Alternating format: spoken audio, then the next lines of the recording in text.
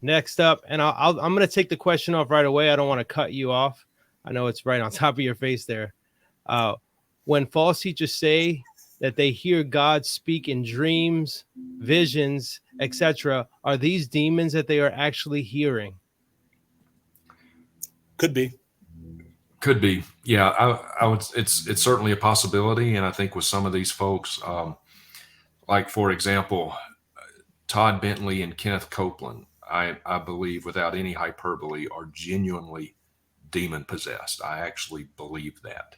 And so for those kinds of guys, I would say yes, quite possibly. For the vast majority of the modern prophets, charismatic charlatans, I think they're just making it up. They're just hucksters.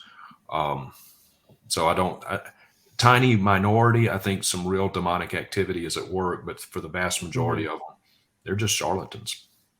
Yeah, I would concur with that. And then I would add to it that many people genuinely think that they're hearing the voice of God when they hear impressions or ideas that randomly pop into their head. Because if you take a congregation of new Christians or a group of Christians and you train them and teach them that every sentiment, every idea, everything that pops into their head might be a voice from heaven, then when the idea pops into their head, they automatically assume that that's a voice from heaven. And so then they attribute that to God. And they say, well, I was thinking about old Mrs. Smith last Saturday, and her name popped into my head, and that was the Lord telling me.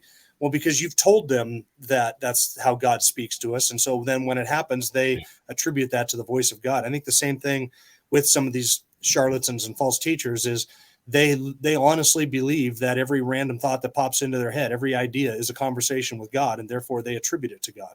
So yeah, some of it's small percentage demonic activity. Others of them are just lying, and others genuinely think they're hearing from God, and all they're doing is just hearing their own thoughts rattle around in their brain.